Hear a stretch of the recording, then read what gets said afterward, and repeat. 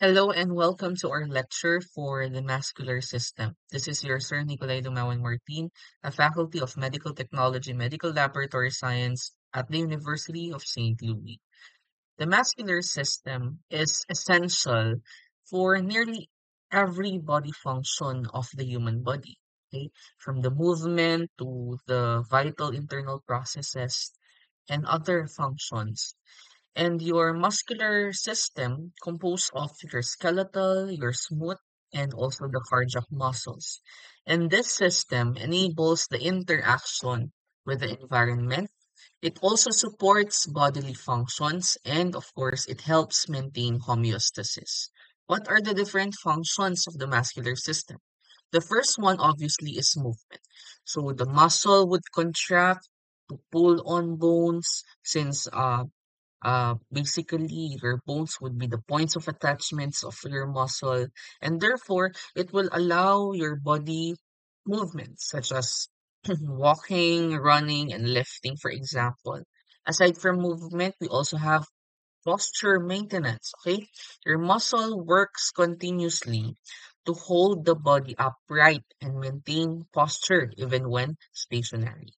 Aside from posture maintenance, we also have joint stability because of the fact that your muscles surrounding joints would help stabilize them during activity, and it would prevent injury, and it would ensure that there is a smooth movement. Also, your muscles could actually generate heat during contraction, so it will help, therefore, regulate the body temperature, especially through shivering in cold environments. You also have your cardiac muscles as function in circulation because your cardiac muscles would pump blood throughout the body, while your skeletal muscle would assist your venous blood return from the extremities.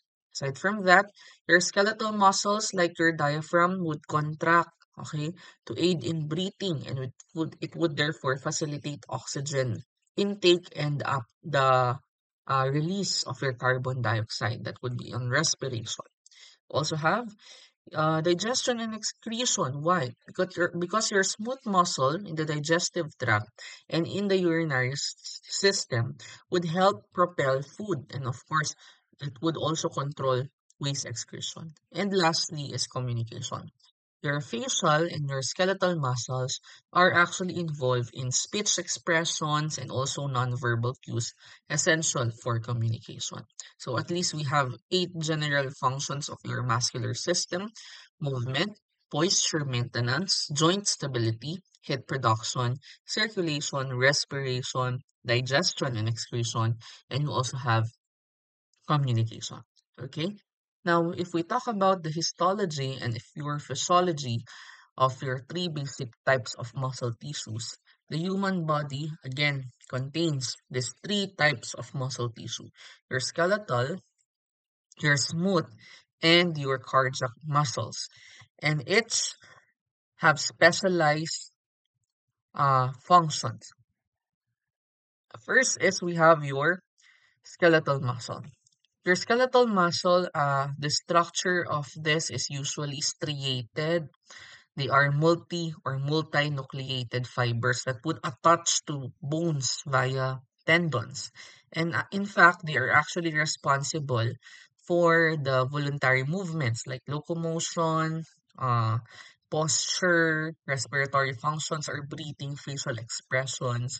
And it's actually composed of the 40% of the body weight. Aside from that, please note that your skeletal muscle is voluntary. So it's controlled by the somatic nervous system specifically. And basically, what is the characteristics of your skeletal muscle? It has high metabolic demand. So it can function both aerobically or anaerobically. So that would be the function of your skeletal muscle. Again, it is voluntary. Okay, so it's consciously and it's controlled by the somatic nervous system. Next is we also have your smooth muscle. Your smooth muscle is non-striated. It's actually spindle shaped. So unlike your skeletal muscle, which is multinucleated, it's actually uninucleated fibers. Okay, and usually these are found in hollow organs of the body. So therefore, they are most widely distributed. So when we say hollow organs, we're pertaining to your intestines, to blood vessels, among others. And basically the function, it's actually involuntary control processes like your digestion, blood flow, and airway regulation. So it's involuntary, therefore, it's actually regulated by your autonomic nervous system and local factors. Okay, what is the characteristic? Autorhythmic. Okay, when we say autorhythmic, it has a capable of sustained and fatigue resistant contractions. Okay, unlike for your skeletal muscle, it has high metabolic demand. It can function either aerobically or anaerobically, and it can fatigue over time.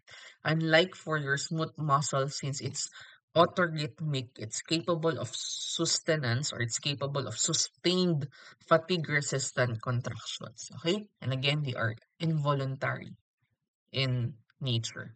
Next is we also have your cardiac muscle.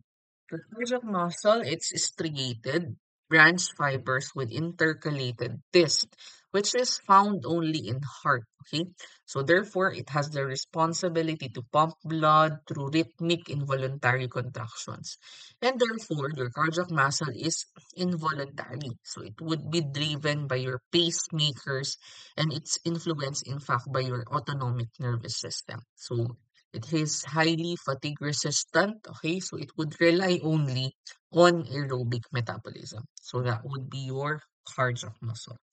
Now, your cardiac muscle, your skeletal muscle, and your smooth muscle can be seen on the following.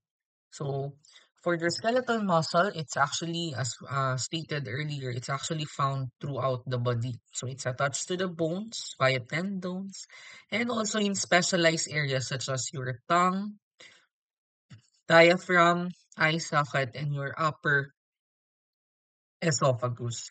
Why are they located there? Okay, for example, why are they attached to the bones? Because it will enable voluntary movement of limbs and body parts, and your skeletal muscle would actually generate the forces required for locomotion, for fine motor skills, and also facial expressions. Why is it seen in your tongue and diaphragm? It's essential for complex tasks such as, for example, speech, respiration, and actually, the tongue would facilitate articulation, while your diaphragm is crucial for breathing. Okay. You also have eye socket. Basically, it will allow the control of eye movements for visual tracking and coordination. And you also have your upper esophagus. For your upper esophagus, basically, it would assist in swallowing. Okay, so it will assist in swallowing. How? By pushing food from the mouth into the esophagus. So that would be your skeletal muscle. Next is we also have your smooth muscle. So your smooth muscle, it's usually present again in the walls of your hollow organs. So your stomach, your bladder, your uterus, your tubular structures, your blood vessels, your bile ducts, your sphincters rather, and your skin. Okay? Why are they located there? For example, in the hollow organs. Basically, it will enable involuntary control over the organ functions such as digestion, in the case of your stomach, excretion, okay? And your smooth muscle contraction would facilitate your peristalsis, expulsion of urine, and also childbirth. Next, in the tubular structures in blood vessels and bile ducts, basically it would regulate the flow of blood in the bile. So it would it adjusting now your vessel diameter to control the blood pressure and flow. So there is vasoconstriction or vasodilation, and it would also manage the release of bile into the digestive tract rather. Okay, so we also have your sphincters. Okay, the sphincters, they would control the opening and the closing of the passageways in the digestive and the urinary tracts. Okay, therefore it would regulate the release of substances, and of course in your skin it would contribute to the hair movement and also help in the thermoregulation by adjusting the blood flow. So that would be for your smooth muscle. And lastly, we have your cardiac muscle, which we have mentioned that it's actually exclusive in the heart. So why is it only located in the heart? Because it will provide your specialized rhythmic, okay, continuous rhythmic contraction to pump blood throughout the cardiovascular system. And the unique structure of your cardiac muscle tissue or your cardiac muscle cell includes your intercalated disc. Okay, your intercalated disc would support synchronized contractions, which is essential for the effective function, heart function and circulation. So that would be for the histology and physiology of your different basic types of muscle tissue. Now, these are just a summary of the major functions of the muscular system rather, that we have discussed earlier on. So movement of the body, maintenance of posture, respiration, production of body heat, communication, constriction of organs and vessels, and contraction of the heart. So what are the general properties now of your skeletal muscles? Your skeletal muscle is a complex and highly organized tissue which is essential for movement, posture, and various physiological function. Therefore, its structure, including the connective tissue layers and the intricate vascular and nervous system, supports its role in voluntary movements and overall bodily functions. Okay, so your skeletal muscle constitute approximately 40% of the body's total weight. So it would facilitate now movement of your limbs and body. So that's in case for your locomotion. It would enable expression such as smiling and frowning. And it would also maintain body posture and stability. And of course, as through your respiratory function, it assists in breathing primarily through the diaphragm and the intercostal muscles. Okay, your skeletal muscles, again, they are controlled by the nervous system. Specifically, they are controlled consciously by the central nervous system. This will allow now for the intentional movement and responses. Okay, your structural organization. Okay, when we talk about the muscle composition, the entire skeletal muscle is composed of your bundles, which we call now as fascicles. Okay, and your fascicles, these are group of muscle fibers. Okay, these are group of muscle fibers or muscle cells, and each now surrounded by a connective tissue layer, which we call as your perimysium.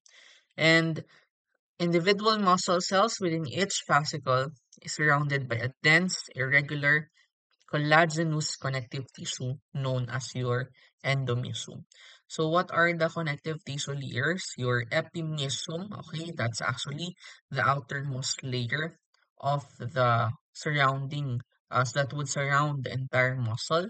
And basically, it would provide structural support and protection to the muscle. So that would be the outermost layer.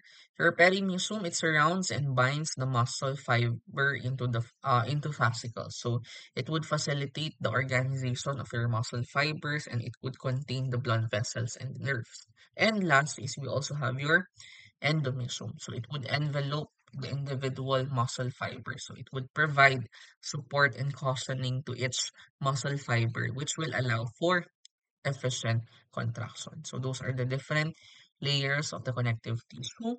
Epimysium, outermost, your perimysium, it would surround and bind the muscle fibers into fascicles, and your endomysium, it would envelope your individual muscle fibers. In terms of blood supply and innervation, as to your vascular supply, your blood vessels would run through your connective tissue of the muscle. So it's branching frequently as they would approach the muscle fibers. And definitely, the function is to supply oxygen and nutrients. Okay, and also they have the capability to remove metabolic waste products. You also have your motor neurons. Your motor neurons, the axons of your motor neuron branch within the perimysium, extending to the individual muscle fibers. And the function is basically it would transmit nerve impulses that would initiate muscle contraction. So that would be the function as to we talk about the functional integration of the general properties of your skeletal muscle. First is your contraction mechanism. So your muscle fibers would contract in response to neural signals facilitated by the organized structures of the connective tissues and the precise innervation by the motor neurons. And coordination, the structural organization ensures that muscle contractions are well coordinated and efficient, and therefore it will allow for a wide range of movements and functions. So, why muscles have several connective tissue sheets that warp individual muscle fibers? Okay, so the first role is to protect intracellular environment of the muscle. So the connective tissue sheets, which includes your three layers, your epimysium, your perimysium, and your endomysium, would help now maintain the internal environment of your muscle fibers by providing structural support and cushioning. So this helps now in protecting individual muscle fibers from damage and also strain during contraction. Aside from that, for enhanced or better nerve impulse transmission during transmission. So this shits now facilitate better organization of the muscle fibers and their associated blood vessels and nerves. And this arrangement would ensure efficient transmission of nerve impulses, which is critical for coordinated muscle contractions. Next is to prevent bursting of the muscle during contraction. So the connective tissue, okay, specifically the connective tissue layers rather, would help distribute the force generated during muscle contraction. Okay, so they will um, distribute the force evenly across the muscle. And this, therefore, would reduce the risk of localized stress and damage. Thereby, it will prevent the muscle from bursting. Aside from that is for secretion of muscular tissue matrix. The connective tissue contribute to the extracellular matrix. So it would provide a framework that would support the muscle fibers.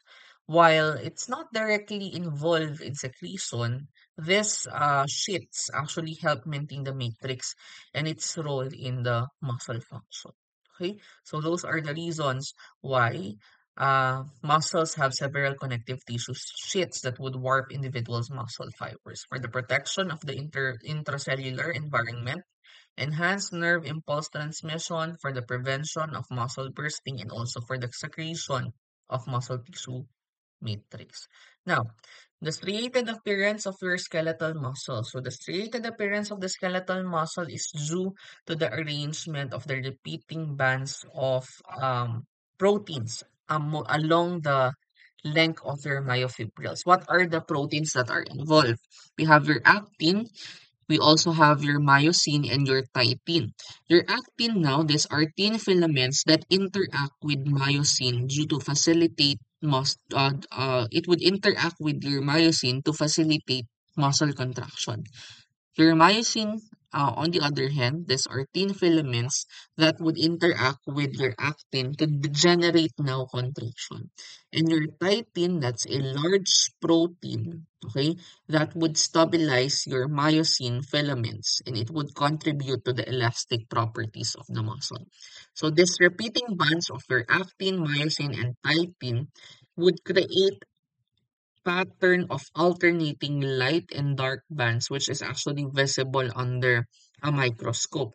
And it would give your skeletal muscle its characteristic, which is a striated appearance. So that would be your actin, your myosin, and your titin. Next is let's talk rather about your myofibrils. Your myofibrils are composed of highly organized sarcomeres. Okay, that's the basic contractile units of your muscle fibers. Again, sarcomeres, the basic contractile units of muscle fibers, and they are arranged into alternating light and dark striations, which gives the striated muscles its characteristic appearance. Okay, we have your A bond, okay, which is your anisotropic bonds, your I bond, which is your isotropic bonds, your Hanzon's zone, which is your H zone, and your Z dis or your cross line. Okay, so let's try to discuss first the H zone or the Hanzon's uh zone. Okay, so this is the reed zone. Okay, at the center of an A band where only myosin filaments are present. Okay, again, This is the region at the center of an A bond in which only myosin filaments are present. So the H zone would shorten actually or may disappear as the muscle fibers contract. Okay, so during contraction, it may shorten or it may disappear. And there is what we call now an M line. Your M line, okay, that's actually the bisected vertically, they are bisected vertically by a dark line called the M line. So your M line, again, that's the dark line, which is formed by molecules of the protein myomycin. Ulitin ko, this dark line or your M line is actually formed by the molecules of the protein myomycin. And the M line would help stabilize and organize the myosin filaments. So that's for your Henson's zone. Next is we also have your Z disc. Okay, so your Z disc, that's the darker area that would interrupt rather the midline of the I band. Okay, so it would anchor the thin filaments, your thin filaments, that's your actin, and it would connect your adjacent myofibrils, contributing now to the structural integrity of your sarcomere. Okay, so that's your Z line or your Z disc. Okay, so again, the feature, it is actually coin shape. Okay, so it's a coin shaped sheet of proteins that would anchor the thin filaments and it would connect your myofibrils to one another. Therefore, it would interrupt rather the midline of the eye band. It would therefore create a darker area. Okay, next is you also have your A bond or your anisotropic bonds. That's the dark bonds that would contribute to the striated appearance of the muscle cells. It would contain now your thick filaments, primarily made of your myosin. And each A bond has a lighter region in its midsection, which is known now as your Henson's zone or your H zone. Last is we also have your I bond or your isotropic. That's actually the light bond that appears alongside the A bond and it could contribute to the striated appearance of the muscle cells. So it would contain, therefore, since it's light bond, it would contain your thin filaments primarily made of your actin.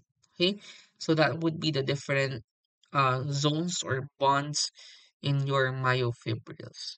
So here you can see a sarcomere, and this picture or this figure of your sarcomere would show the repeating contractile units within a myofibril. So it's characterized by the alternating light of your I bond, okay, and your dark A bond striations.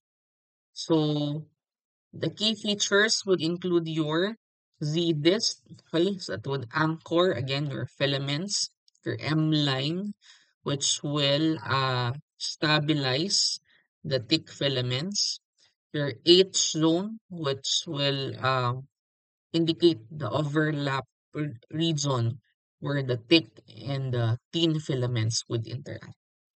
Okay,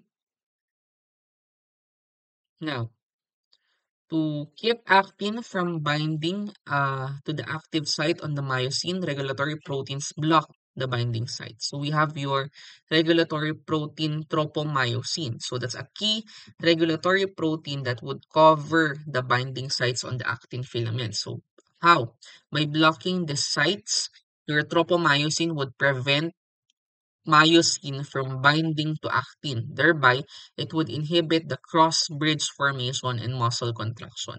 And this regulation would ensure that the muscles only contract when properly stimulated by the nervous system. Okay? So when we talk about your calcium ions in your muscle contraction, we have the term terminal cisternae. Your terminal cisternae, it's actually located uh, within the sarcoplasmic reticulum. And these structures have the highest concentration of calcium ions in muscles. Okay? And when a muscle is stimulated, the calcium ions are actually released from the terminal cisternae into the sarcoplasm. Your sarcoplasm, that's the muscle cell cytoplasm. And this increase in the calcium concentration would enable now the interaction between your actin and myosin, which would lead to muscle contraction. And the release of your calcium ions effectively removes the inhibition of your regulatory protein tropomyosin. Okay, so it would allow bridge or cross bridge formation rather and muscle contraction to occur. Now we also have your transverse tubule or T-tubule. The transverse tubule or T-tubule, these are the invaginations of your plasma membrane. It's actually unique to your striated muscles or your skeletal and your cardiac muscles. And they would facilitate the rapid transmission of electrical impulses from the surface membrane into the interior rather of your muscle fiber. And what would be its role in the calcium regulation? Your T-tubules would actually help maintain the calcium stores under tight control by membrane depolarization. So they would interact with the voltage sensor channels to regulate the release of your calcium ions from the sarcoplasmic reticulum, which would ensure efficient muscle contraction. Next is we also have your smooth muscles. So your smooth muscles, okay, they are non-striated, they lack the organized striations which is discussed or seen in your skeletal muscle. And comparing to your skeletal muscle, your smooth muscle has actually fewer myofilaments that are overlapping. However, it contains a higher proportion of actin and myosin filaments. Again, it contains a higher proportion of actin and myosin filaments, and these myofilaments are actually are actually organized in loose bundles rather than the well-defined sarcomeres which are found in the striated muscle, which we have discussed earlier on. So, again, what is the structural features? Your actin and myosin, they overlap in your smooth muscles, but the arrangement is more disorganized compared to the regular pattern of striation in the skeletal muscles. Aside from that, smooth muscle cells are interconnected by gap junctions. So this will allow now for the coordinated contraction by enabling the direct communication between the adjacent cells. So that would be for your smooth muscles. Now, these are the comparison of the different muscle types. So basically, this is something that you have to memorize by heart. This is your skeletal muscle, your smooth muscle, and your cardiac muscle. We have already discussed its location, its appearance, also its cell shape. Please take note of its nucleus, whether it's multinucleated or uninucleated. Basically, the only multiple nuclear or multinucleated here is your skeletal muscle, as seen on its structure. You have to take note as well if there is striations or not. Basically, your smooth muscle are the ones without striations, or if they have special cell-to-cell attachments and other factors that you have to consider. So that would be it for your your muscular system rather. I hope that you review well for the prelims and may God bless you. Thank you.